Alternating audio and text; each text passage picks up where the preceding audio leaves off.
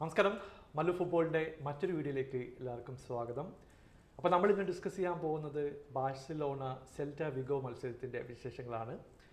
ഇന്ന് ബാഴ്സ തോക്കുന്നൊക്കെ പല ആൾക്കാരും പ്രതീക്ഷിച്ചിരുന്നു. പക്ഷേ 3-1 പിറകിൽ പോയെങ്കിലും 4-3 കളിയിലേക്ക് തിരിച്ചെത്തി ആ മത്സരം വിജയിപ്പിക്കാൻ ബാഴ്സലോണക്ക് കഴിഞ്ഞു.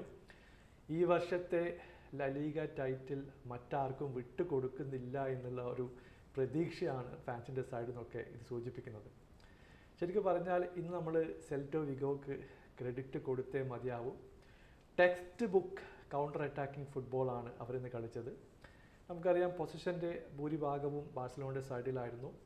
ഇന്ന് ഒഫൻസീവ് ലൈനപ്പ് നോക്കിക്കഴിഞ്ഞിട്ടുണ്ടെങ്കിൽ Ferran Torres, Lopez and Raphinha ഇവർ 3 പേരും ബാഴ്സലോണയ്ക്ക് വേണ്ടി കളത്തിലിറങ്ങി. കളി തുടങ്ങിയ ആദ്യഘട്ടത്തിൽ തന്നെ ലെവൻഡോസ്കിക്ക് ഒരു ഹാഫ് ചാൻസ് ഉണ്ടായിരുന്നു, റഫീഞ്ഞക്ക് ഒരു ചാൻസ് കിട്ടി. പക്ഷേ ഫെറാൻ ടോറസ് ആണ് മാർട്ടിനസ് കൊടുത്തിട്ടുള്ള ഒരു പാസ് ബ്രില്യൻ്റ് ആയിട്ടുള്ള ഫിനിഷോടെ 11ാമത്തെ മിനിറ്റിൽ 1-0 ലീഡിലേക്ക് ബാഴ്സലോണ എത്തിക്കുന്നത്. ഞാൻ വിചാരിച്ചു ഇതൊരു വൺ സൈഡ് മത്സരം ആവാനുള്ള എല്ലാ സാധ്യതയും കാണുന്നുണ്ട്. പക്ഷേ അവിടെയാണ് നമ്മൾ സെൽറ്റോ വിഗോക്ക് ക്രെഡിറ്റ് കൊടുക്കേണ്ടത്. കൗണ്ടർ എന്നൊക്കെ പറഞ്ഞു കഴിഞ്ഞിട്ടുണ്ടെങ്കിൽ ഇന്ന് 2 പേരുകൾ സെൽറ്റ വിഗോ സൈഡിൽ നിന്ന് എടുത്തു പറയേണ്ടതുണ്ട്. ഒന്ന് ഡ്യുറാൻ്റെ ഒരു പെർഫോമൻസ് ആണ്. പുള്ളി വിങ്ങിലൂടെ നടത്തിയിട്ടുള്ള മൂവ്സ് ആയാലും കൊടുത്തിട്ടുള്ള ക്രോസുകളായാലും പോസ്റ്റിലേക്ക് എത്തിച്ചിട്ടുള്ള ബോളൊക്കെ നോക്കിക്കഴിഞ്ഞിട്ടുണ്ടെങ്കിൽ ബ്രില്യൻ്റ് ആയിട്ടുള്ള ഒരു പെർഫോമൻസ് ആണ് ഡ്യുറാൻ എന്ന് കാഴ്ചവെച്ചിട്ടുള്ളത്. പക്ഷേ ഇന്നത്തെ സ്റ്റാർ ഓഫ് ദി ഷോ എന്നൊക്കെ പറയുന്ന ഒരു പ്ലെയർ എന്ന് പറയുന്നത് ഇഗ്ലേസിയാസിൻ്റെ ഒരു പെർഫോമൻസ് ആണ്. ഹാട്രിക്കോടെ one of the best performance പുറത്തെടുക്കാൻ ബാഴ്സലോണയ്ക്കെതിരെ ഈ പ്ലെയറിന് കഴിഞ്ഞു എന്നുള്ളതാണ്.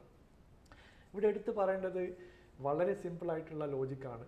ബാഴ്സയുടെ സൈഡിൽ നിന്ന് ബോൾ വിൻ ചെയ്യുക, ലോങ് ബോൾ അടിക്കുക, അത് ഇഗ്ലേസിയാസിൻ്റെ കാലിലേക്ക് എത്തിച്ചു കൊടുക്കുക.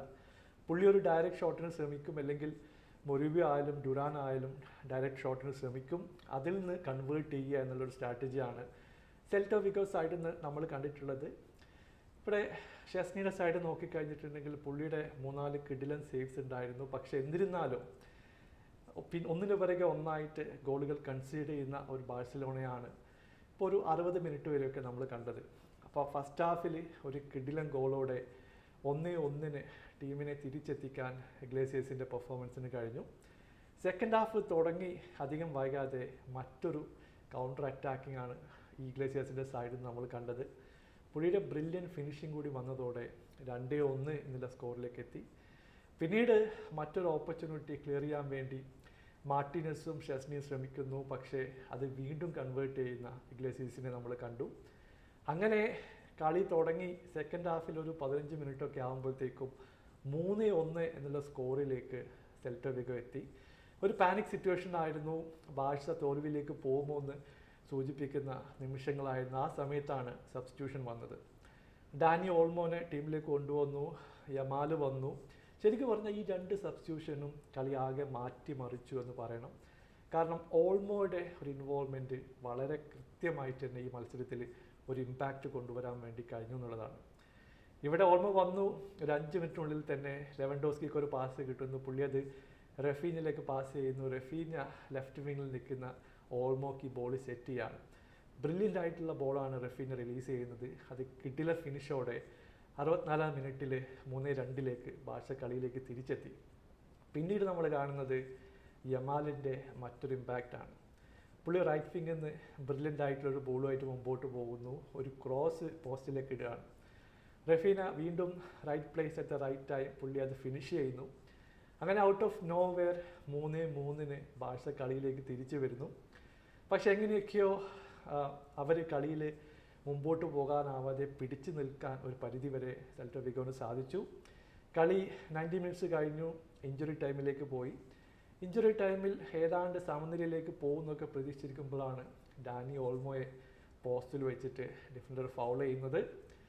ഓൺഫീൽഡ് റഫറി പെനാൽറ്റി കൊടുത്തില്ല. പിന്നെ വാർ ഇൻ്റർവ്യൂൻ ചെയ്തു. അത് ക്ലിയർ ആയിട്ട് ഒരു ബാക്ക് കിക്കൊക്കെ കാണുന്നുണ്ടായിരുന്നു. അങ്ങനെ റഫീനിയുടെ അവസാന പെനാൽറ്റി വരുന്നു. ഇഞ്ചുറി ടൈമിൽ പുള്ളി ആ പെനാൽറ്റി കൺവേർട്ട് ചെയ്തുകൊണ്ട് 4-3 ബാഴ്സലോണയെ കളിയിലേക്ക് തിരിച്ചു കൊണ്ടുവരുന്നു.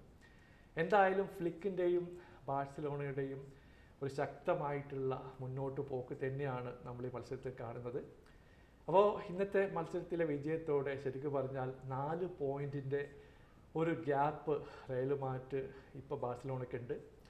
റയലിനൊരു മാച്ചിങ് ഹാൻഡ് ഉണ്ട്, പക്ഷേ പോയിന്റിങ് ഹാൻഡ് അല്ല. ആ മത്സരം ജയിച്ചാലും ഈ 4 പോയിന്റ് ബാഴ്സയെ ഹെൽപ്പ് ചെയ്യുന്നതാണ് എനിക്ക് തോന്നുന്നത്. എന്തായാലും നിങ്ങളുടെ അഭിപ്രായം താഴെ അറിയിക്കുക. പുതിയൊരു വീഡിയോയുമായി വീണ്ടും കാണാം. Thank you so much for watching. Bye for now.